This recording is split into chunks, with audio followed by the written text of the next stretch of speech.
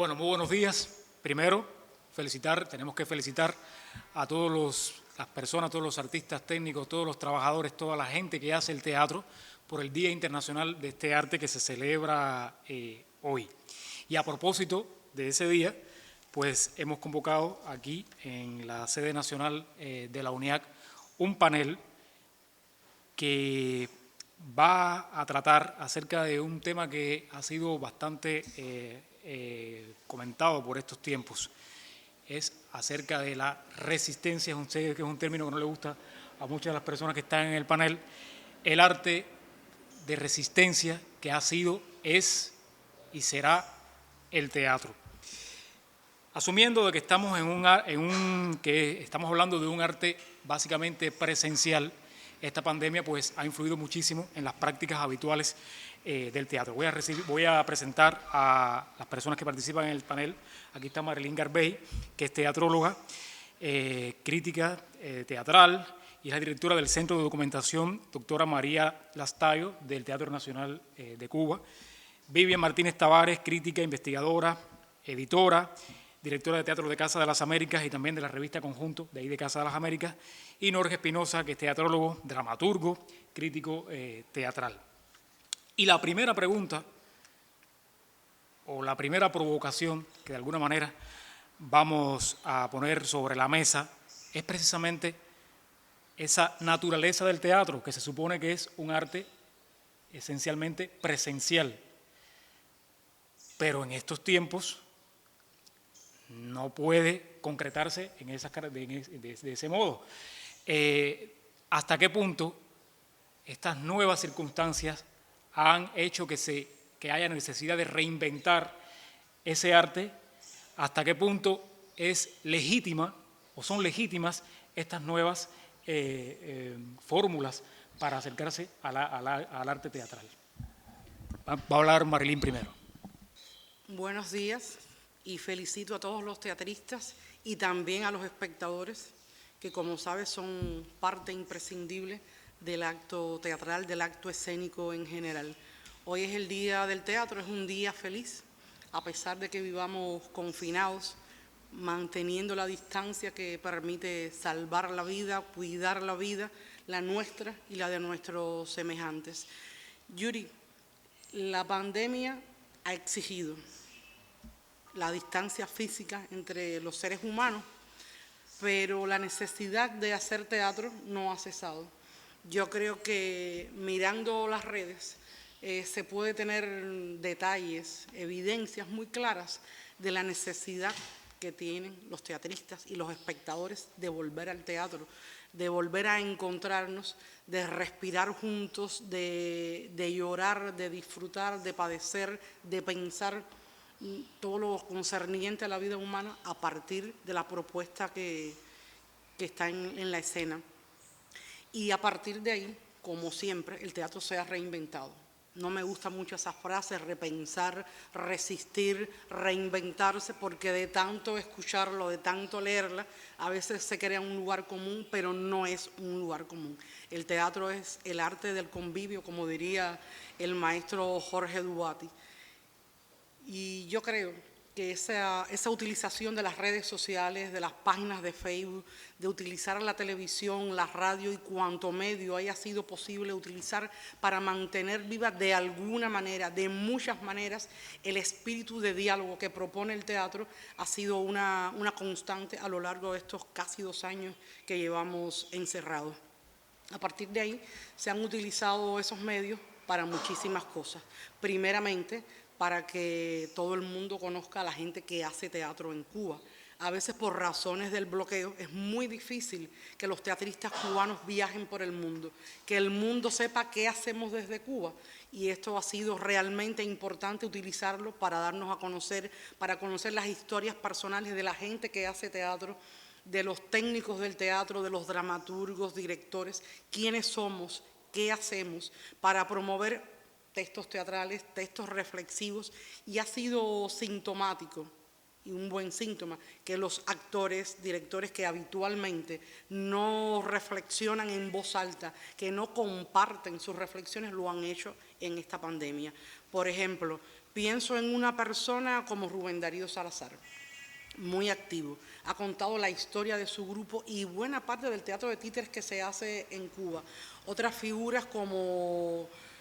Fátima Patterson, desde Santiago de Cuba, no solamente ha defendido sus espacios desde el mundo virtual, también Fátima ha repasado la historia del estudio teatral Macubá, por poner un ejemplo. Se han visto sus músicos, sus actrices, sus actores, la propia historia de Fátima. Y a partir de esas herramientas que el teatro tiene, se ha aprovechado la virtualidad también para muchas campañas de bien social, transmitir mensajes de salud. En algunos momentos que se han reciado las campañas mediáticas contra nuestro país, también la gente de teatro ha utilizado esas herramientas para defender el espacio soberano de Cuba. Yo creo que son elementos que dan fe de la necesidad que tenemos de volver a encontrarnos. Yo voy a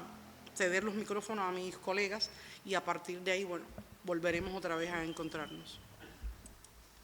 Bueno, a mí no me molesta el término resistencia, porque creo que hoy por hoy es el que mejor resume.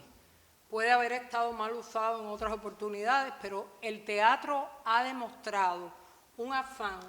de resistir a las limitaciones de la pandemia, de resistir al aislamiento, de sobrepasar las condiciones adversas de este momento para mostrar que está vivo.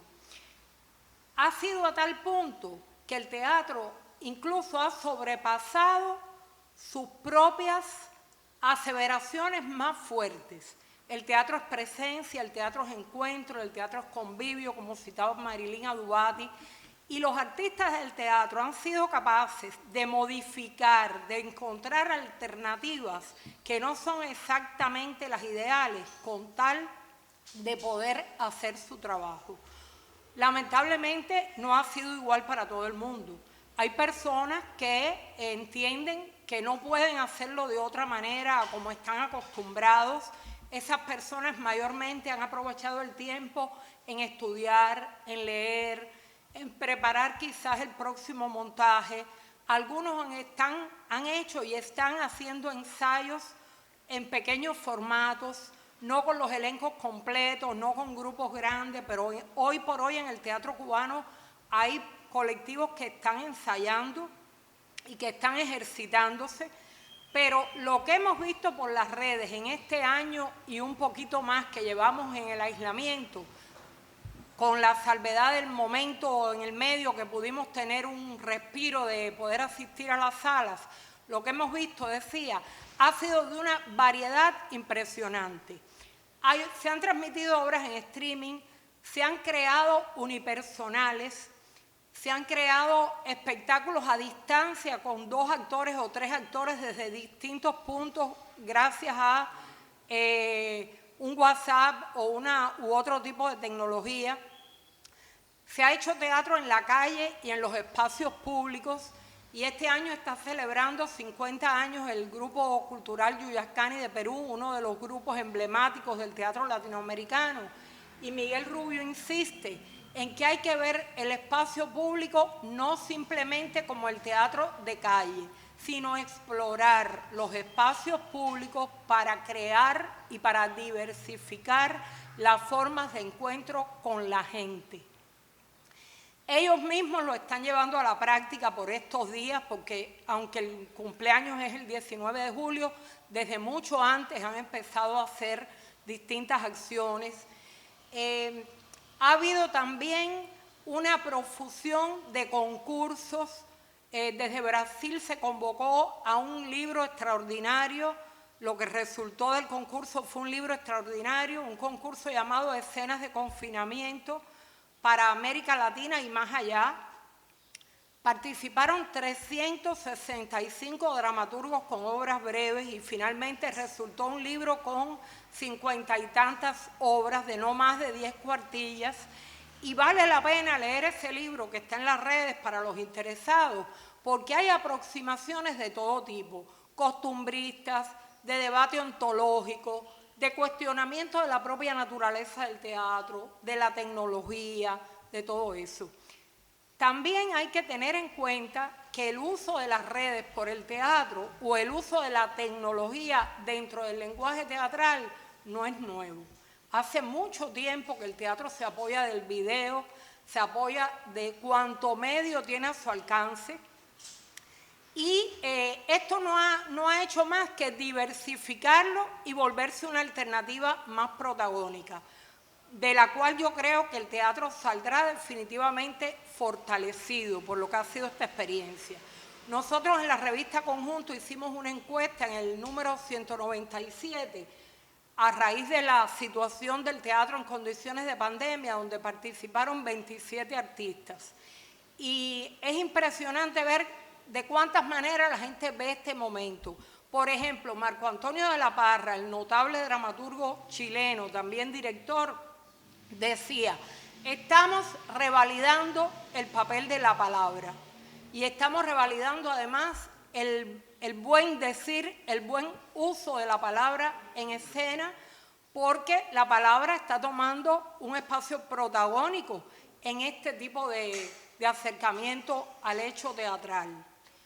A veces la visualidad es limitada, a veces la visualidad es de primero, según planos medios, no da para otro tipo de experimento, porque también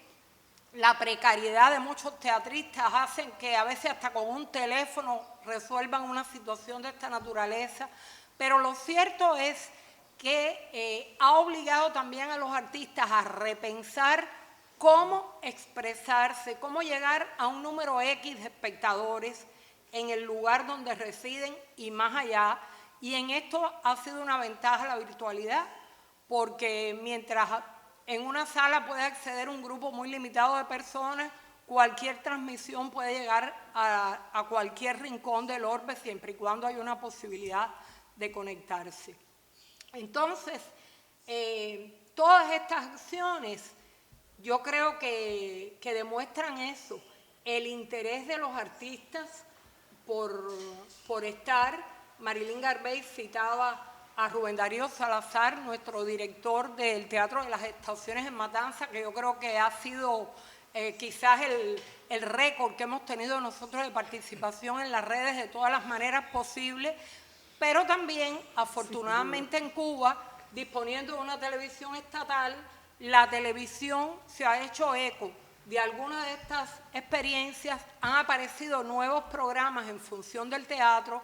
se han llevado a la pequeña pantalla puestas en escena notables que se habían puesto en las salas y que ahora vio un número de espectadores que en las salas no accedió a ellas.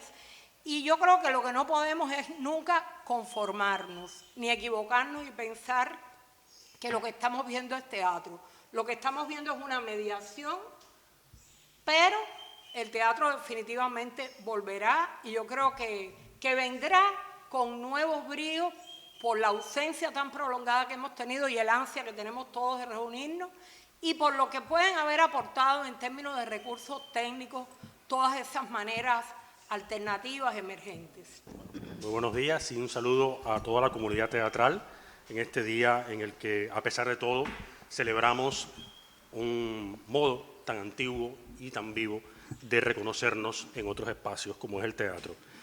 Yo creo que lo que ha generado esta circunstancia es una incomodidad y para el teatro eso siempre ha sido positivo porque obliga a quienes forman parte del teatro mismo a encontrar respuestas alternativas para seguir persistiendo. La gran pregunta del teatro es cómo reconocernos en el otro, en la historia que cuenta el otro y de qué manera estamos o no conectados a esa circunstancia tan particular que puede ser lo mismo la de Edipo Rey que la que imagina un joven dramaturgo o una nueva dramaturga en su espacio de ensayo el día de mañana.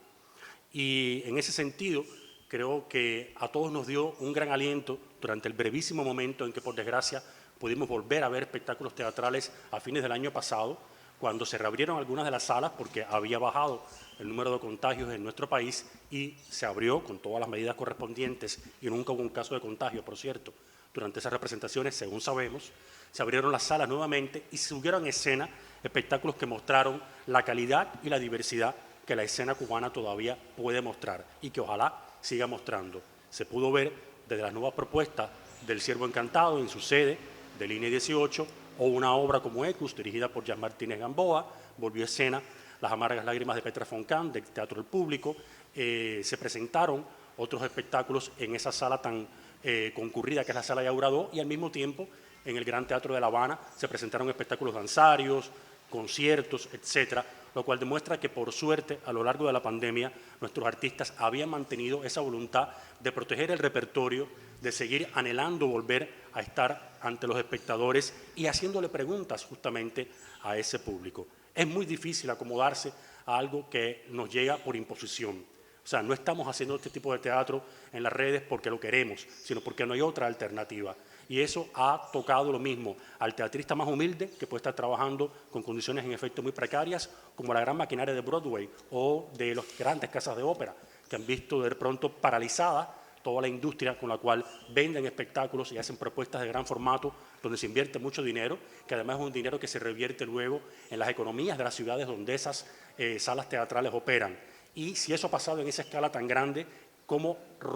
sobrevivirlo en una escala mucho menor? Bueno, lamentablemente en ese sentido la respuesta ha sido la de volver a lo elemental, ese diálogo básico con el espectador y tratar de seducirlo, además, en un instante en que en efecto el teatro digital ha recuperado una dimensión que antes no tenía, porque no era tan imprescindible, pero en la cual al mismo tiempo los espectadores en sus casas, mientras están en el confinamiento, están recibiendo un bombardeo desde distintas plataformas digitales, de otras historias, de otras narrativas. Es el momento en que Hulu, Amazon, Netflix han sacado todo su arsenal y al mismo tiempo que eso significa para los espectadores una propuesta para encontrar algo que les haga pasar un rato de entretenimiento, también pone a los teatristas que están apelando a ese canal para comunicarse un desafío, porque competir con ellos es muy difícil. Por suerte, el teatro tiene fieles, tiene devotos, tiene personas que siguen creyendo en esa necesidad de reencontrar a un actor conocido, saber que está experimentando ahora mismo una compañía llamativa o un director interesante, y a partir de ese canal de comunidades, de pequeñas micropolíticas, también se han salvado muchos espacios. Hoy por hoy se conectan a ver una obra teatral que se presenta a streaming o online, gente que primero que todo conoce esa compañía y que luego puede regar la voz para que además ayudemos a esos teatristas a sobrevivir en contextos económicos muy complicados. Aquí en Cuba, en ese sentido, hemos estado muy protegidos, porque se han protegido los salarios, incluso en los momentos en los que, por supuesto, no ha habido representaciones, pero yo creo que eso arroja una pregunta mayor, que tiene que ver con cómo volveremos a las salas, y sobre todo, mediante qué poéticas, qué políticas y qué dinámicas volveremos a las salas. En el momento actual, Cuba se encuentra azotada por distintas circunstancias que nos hacen pensar, querrámoslo o no, en términos de resistencia. Y también dentro de ese concepto está el replanteo y el rediseño de todo el trabajo teatral que implica en nuestro país seguir defendiendo un arte que cada vez para mucha gente es más caro y que lamentablemente para algunas gentes no es imprescindible. O sea, de algún modo, para decirlo del modo más terrible, algunas personas han utilizado la pandemia para convencerse de que el teatro tal vez no sea necesario. Podemos quedarnos en casa, apelar a otros medios de entretenimiento y no tenemos por qué salir un día a hacer la larga peregrinación a estar en una sala teatral. Por suerte están los que del otro lado nos dicen que sí, que haber sido testigos de una función específica donde un actor o una actriz hacen algo extraordinario nos alimenta, nos ayuda y nos hace entender que esto que inventaron de alguna manera los griegos o en el Asia otros artistas aún mucho antes, sigue siendo una necesidad, parte de un alimento espiritual sin el cual no nos comprendemos. Ahora mismo también, durante esta circunstancia, hemos comprobado que en efecto, así como se han activado zonas en los espacios audiovisuales para presentar obras teatrales que no habían podido ser vistas en ese formato, también es imprescindible entrenar a las personas que desde esos medios quieren acercarse al teatro, cosa que era muy necesaria en nuestro país, porque ahí también hay un arsenal de artistas, de talento, que pueden volver a ser vistos en la pantalla de un televisor como una necesidad extraordinariamente lógica, pero que también adaptar el teatro a esos medios requiere cierto tipo de gramática, cierto tipo de sensibilidad que en Cuba se ha perdido mucho, en un país donde alguna vez hubo una tradición de hacer teatro para televisión y que luego se perdió. Y a veces hemos visto montajes excelentes, muy mal grabados para televisión, muy mal filmados, muy mal editados, que también nos han hecho daño, porque el espectador puede sentir que lo que está viendo no es ni remotamente lo que pudo haber sentido en una sala teatral ante espectáculos muy valiosos que por suerte ahora han sido filmados, pero que han quedado a medio camino entre el proyecto que se había anunciado y lo que se ve finalmente en pantalla. Y eso creo que lleva a un diálogo mayor que tendrá que poner en conversación a muchas instituciones para entender cómo sobrevivir en este momento, cómo aprender los unos de los otros y cómo establecer espacios de diálogo y debate, donde también la crítica pueda fundamentar el por qué establecer una jerarquía en la cual sea importante que un espectáculo en particular llegue a tantos espectadores como pueda hacerlo a través de la televisión o una función streaming. O sea, que esa resistencia a la que hablamos también implica nuevas discusiones.